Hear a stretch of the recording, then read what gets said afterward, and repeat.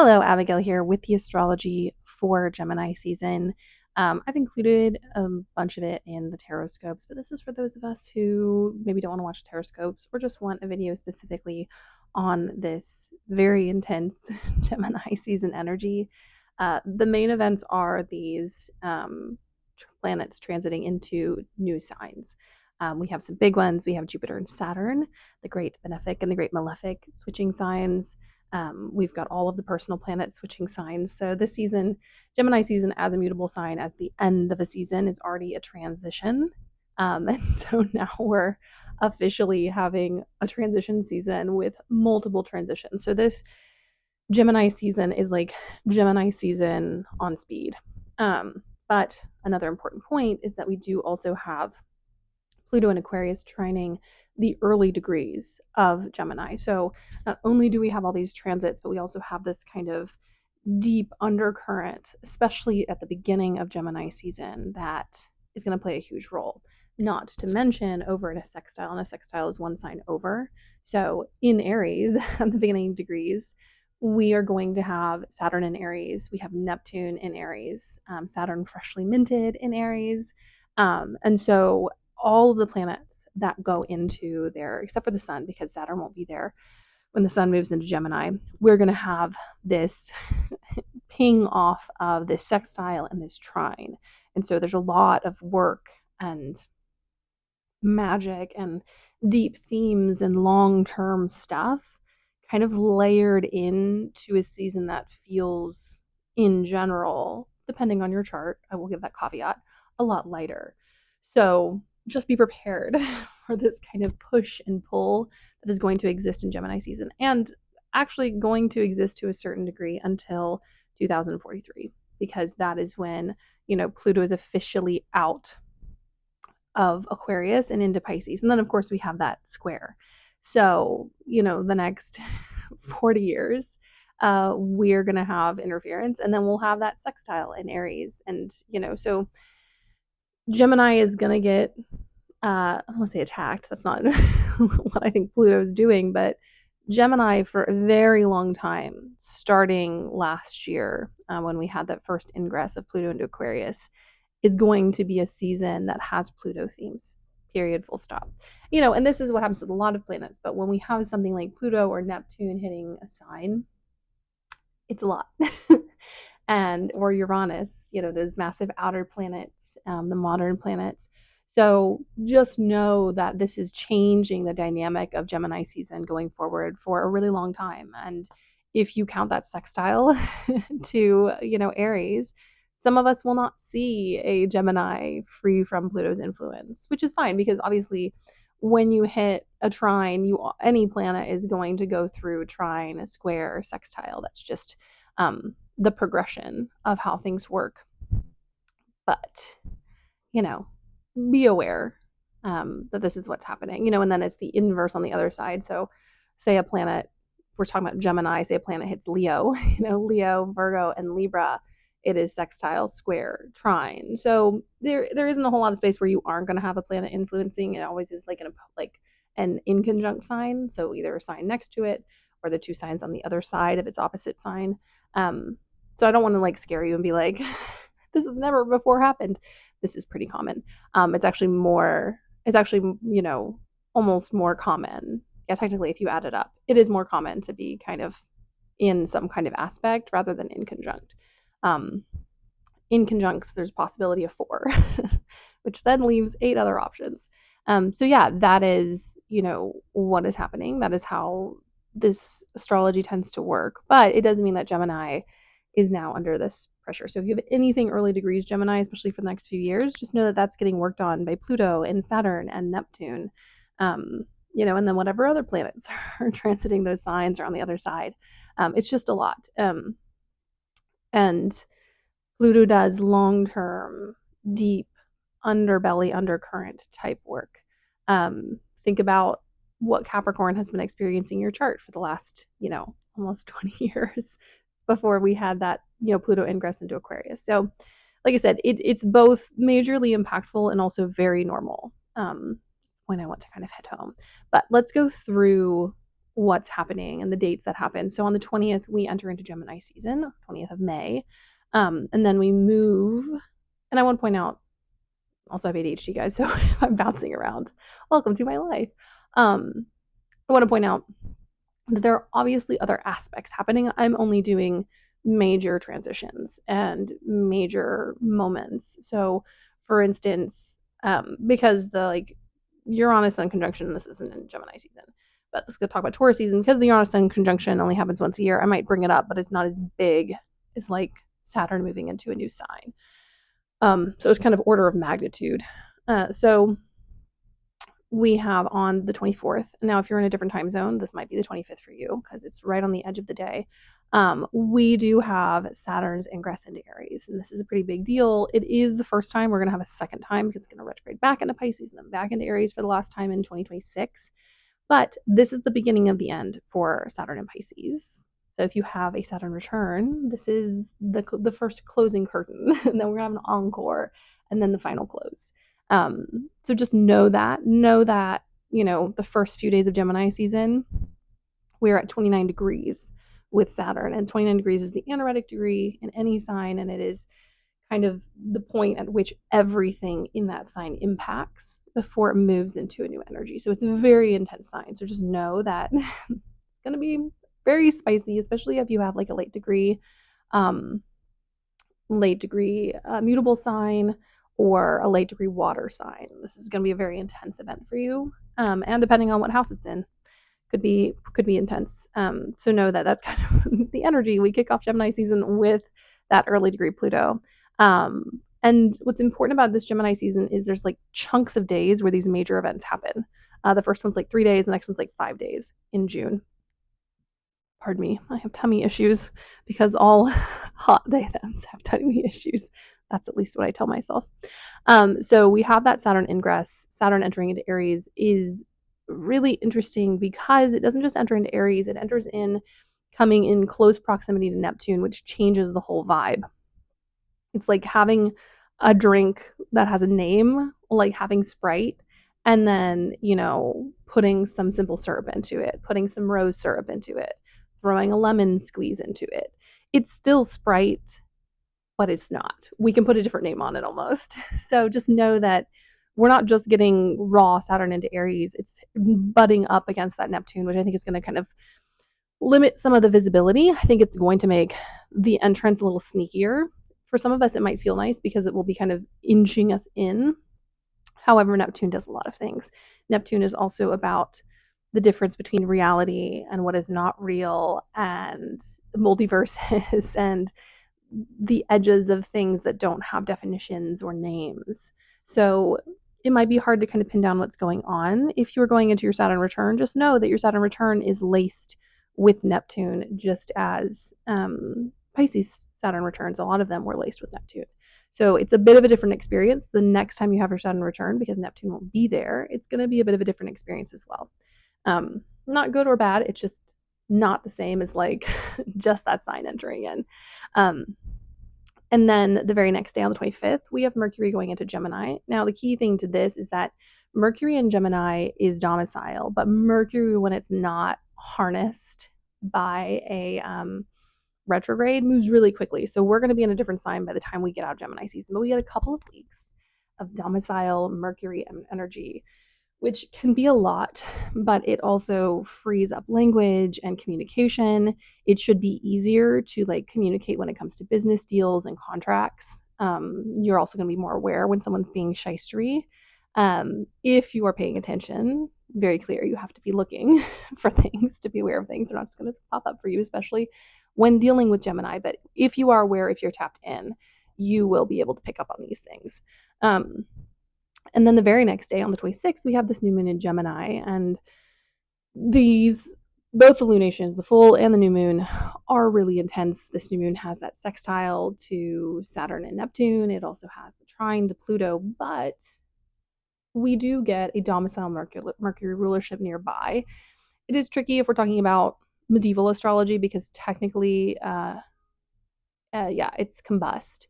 Technically, it's combust, which means it's within 8 degrees of the sun, which can remove some visibility. It's almost like what happens when you're I think a good description is like eye of the storm versus on the edge of a storm. If you're in the eye of the storm, it is crazy calm and you get tons of perspective. Terrifying, but you get to kind of see what's happening. If you're on the edge of the storm, you are being spun around. And that's, for me, that is how I interpret combust under the sun's rays. Um, I think it's an either or. It can be that you get a lot of so much solar energy that you can you want to take a little hot cat nap, or you're not in the center of the sun, so your visibility is limited.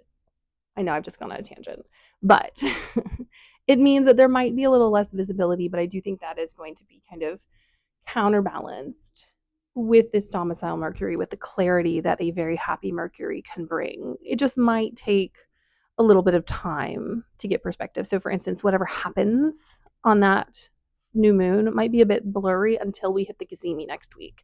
And the Cazimi means heart of the sun, which is when a planet is conjunct the sun, together. So I'm excited for these lunations because there's so much planetary support, even in the midst of what is going to be intense. Because while trines are lovely, it's like there can be a lot of a good thing. And it is, for me, trines are free flowing energy. They're energy that's easy to access. And if you're easily accessing the Lord of Darkness and Pluto, God of the Dead, you're going to have access to dead things and to deep secrets and to hidden places, which for some people might be super fun and for some people might be really uncomfortable. So just know it's about perspective, but I am really excited for that support. Then we move into June, and Venus on the 6th of June goes into Taurus, another domicile sign. Venus has a bit of a slower transit, so we get to kind of percolate in our beautiful Venusian moment. I love Venus. Venus is very easy to love, even in detriment. I have a detriment Venus, and I think Venus is more lovable when they're spicy and rude and funny, and like middle schooler jokes sometimes. So it's a very different vibe. I have no hate for detriment planets. I think detriment planets are fighters. They're survivors. They're here for the long haul. But having a domicile moment is a lovely break from what has been a very stressful year. I do think a lot of your relationships are going to stabilize regardless of what sign is in. The people who are there for you are going to become more consistent. It's a beautiful time to explore and to play with pleasure and to have fun in relationships. It's also a lovely time to get serious about relationships. And I want to be clear, I'm not using serious as interchangeable with monogamy. It's just like setting up boundaries, creating a playground with safety nets and stuff that it's safe to explore in is kind of more what I'm going for here. And then, not the next day, but the day after on the 8th, we have Mercury going into Cancer. Now, Mercury in a water sign is not as clear as Mercury Gemini. Doesn't move as freely. However, I love water signs for art and wordless expression and music and creativity. Is it going to maybe move forward the plot? Maybe not. Maybe this is an aria or a love song, which tend to not move forward the plot. They tend to simply express emotions.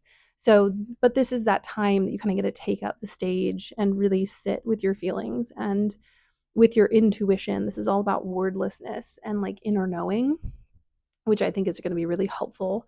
Also, I do think when it hits those retrograde degrees, 17 degrees all the way into Leo, that we had with Mars, I do think there's some kind of understanding, especially as Mars goes into a sextile at the end of this month going into Virgo.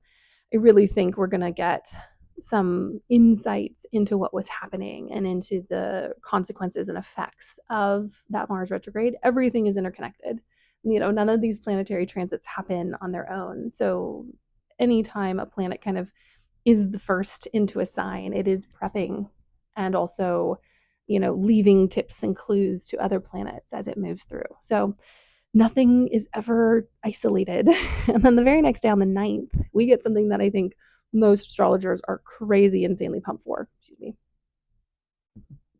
Sorry. Which is Jupiter's ingress into Cancer. And this is a one-time thing. We are in Cancer for the next 12 months. And Jupiter in Cancer is exalted, which is nice. We get a nice exalted Jupiter. And while, like I said, once again, no hate for detriment planets, Jupiter in Gemini is more like, the Easter bunny who hides eggs and it creates riddles and stuff for us to find the good thing because it's funny and interesting.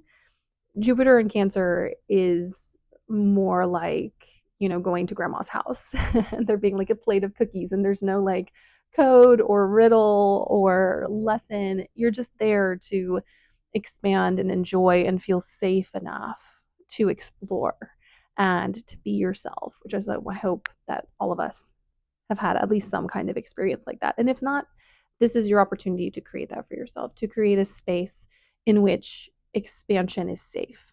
Um, Obviously, there are moments when we have to like step out on an edge, and Uranus and Gemini is already bringing that. We don't have to push. We don't have to push ourselves, but there's also a huge safety in having a space that has beautiful, lovely parameters and soft edges that we can kind of goof around in and play in and ask for the impossible in. And when you ask for something that's impossible, it's not actually impossible because you thought of it. So this is a really beautiful time. We're gonna have a couple beautiful lunations in this sign. Um, Even with the Capricorn detriment, I find Capricorn moons are incredibly productive. Not very moon like centric. The moon is not about productivity or longevity technically, but in Capricorn it can be, which is why it's in detriment, because it's not that it's bad, but it doesn't really embody moon-like qualities. It's really what detriment and fall mean. They don't really embody the energies that the planet likes to exist in. It doesn't make them bad. It just makes them confusing and, and sometimes difficult, but helpful in the sense of like life is difficult. So having difficult placements can teach us a lot about surviving and about even thriving in conditions that are not um, healthy for us. And I know I just jumped into Cancer season, but there is going to be a really lovely new moon in Cancer coming up after these times. So just put a pin in that one. It's considered to be one of like the better moments. Um, and everyone's pretty excited about that new moon in Cancer. Anyways, then on the 11th, we have the full moon in Sagittarius. And this is similar to that new moon in the sense that we have some really tricky astrology. We have a nice square to the lunar nodes. And when we have a lunation square the nodes, it can often feel, it is not, but it can feel like an eclipse. It has that kind of like tension. Now, the tension isn't lack of visibility, which is what an eclipse does. And also, eclipses for me are a time portal. They kind of speed things up and take them in directions we never imagined. But it does create that tension and that feeling of like, I have control over nothing and everything feels like too much. But the ruler of that moon is Jupiter. Where is Jupiter? Jupiter is exalted in Cancer. So once again, we have planetary support. So past life themes, struggling with past life dynamics, dealing with eclipse themes and stuff where we feel stuck and unable to see a way forward is getting this lovely, gentle support from Jupiter. And I think that is really going to make these moments feel a bit more functional and safe. And then the last event that we have is on the 17th. It is Mars entering into Virgo. And Mars in Virgo is kind of neither here nor there in the sense of like it's not really exalted or bad. But Mars is it's kind of like Mercury in a water sign. Mars in an earth sign has to slow down, not a fan. And it has to pay attention to what is happening around it before it makes decisions. So, Mars in Virgo can go one of two ways. It can really dig into the details and find out really helpful information that helps make incremental, really stable change. Or it can get so wrapped up in the detail that it gets picky and judgmental and mean, and frustrated and hangry because it's stuck in these minutiae that it doesn't want to deal with. So just be aware of kind of the two sides of that coin. It can be really productive and it can be also really crusty and dusty and mad about the fact that it has to do these little tiny fiddly things. And I really think if you have a natal Mars and Virgo, it has a lot to do with what planets are interacting with that sign and what house it's in.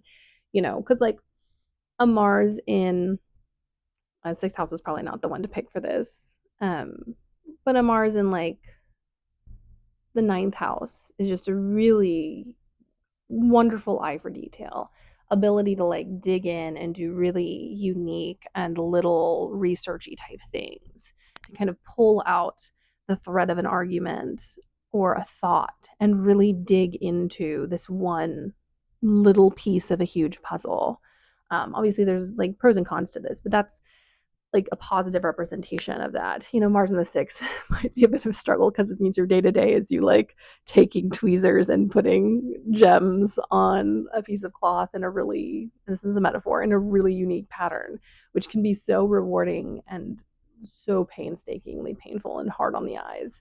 But yeah, so this transit can be many things. I also think this is going to be us getting, not quite yet because we have to wait till we get to around 17 degrees, but it is us really getting some information about that Cancer transit. And then when we hit the early degrees of Libra, we'll get the kind of Leo portion of that retrograde. So yeah, a lot of really cool and amazing and intense astrology. My kind of advice is it really depends on your chart. I hate to be that person, but it does. But when the universe is doing the most, that is when I encourage doing the least. I encourage response rather than activation. So respond to what the universe is doing, prep what you can, but really sink into these shifts and patterns. Don't push yourself beyond your capacity. Like I said, there's always a person who has a unique chart that can work with this energy differently if they so choose. But if you're like the rest of us, this is not a unique chart to you. Just go with the flow and pay attention to where these planets are going because you can really put your energy where it gets the most bang for its buck. I would encourage, however, with the beginning of that Jupiter transit, just enjoy that.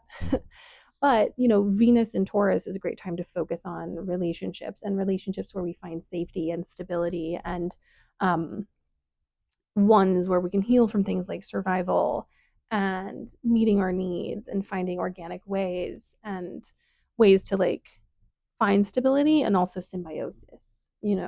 What are some things that we can live together with in harmony that can really help support us that don't necessarily have to be sustained by us, but we benefit from these systems or these ideas or this relationship in a really kind of coexisting way. Mercury and Gemini, not super long, but letting your ideas fly wild and trying on some new personas. Maybe there's a part of yourself that you think is like a mask, but it's actually something that just needs to be integrated. Mercury in Cancer, saying how you feel, tapping into art, listening to your intuition. There's so many wonderful ways to play and to work with transits. And what I find too is that transits are not an instant change. We had into Mercury and Gemini, and obviously by degree it is, but there's still a little bit of that Mercury Taurus following it around. So, be as you kind of start flying free with thought and language, also be thoughtful as to how you're using it. And then once you hit them in degrees of Gemini, who cares? But yeah, play with these transits, engage with them, ask yourself, in the moment with the stuff I know and understand, what does Saturn and Aries mean for me? And you're going to build a picture as this transit continues and as it retrogrades back into Pisces. And when it retrogrades back into Pisces, you're going to have more of a view of what Pisces meant for you. So yeah, I could talk about this for forever, how to like work with transits as they move. Also, what house are they entering in your chart? A good example is Venus is going to be domicile in my ninth house. So this is about spiritual relationships. This is about kind of connecting to people on my greater journey, cultivating relationships that help me grow and change, but also making sure that in that growth and change, I feel safe and carried and loved. Um, so yeah, check out where that is. Pardon me. Check out where those things are, and I encourage you, have fun with the transits. A season like this with the energy of Gemini is a great time to play. Is a great time to see what works. I would encourage you to also try new spiritual stuff. Yeah, and sometimes the doors are closed and we have to jiggle the handle and be like, oh, it's locked, I'm not supposed to go in. It doesn't always mean green light all the time, but there is this ability to play and explore and have fun. And we have some really nice planetary support, especially in June with Venus domicile and Jupiter um words Jupiter in Cancer exalted, to have some safety to play in. So take advantage of that. Have fun with that. Anyways, my loves, this is my kind of breakdown slash whatever you want to call it of the astrology for Gemini season. And yeah, like and subscribe if you enjoy my content. makes my day and gets it out there to more people. And comment, tell me your thoughts, whatever you feel like. I like to hear from people. And I'll see you in a different space and time. And also, blessed Gemini season.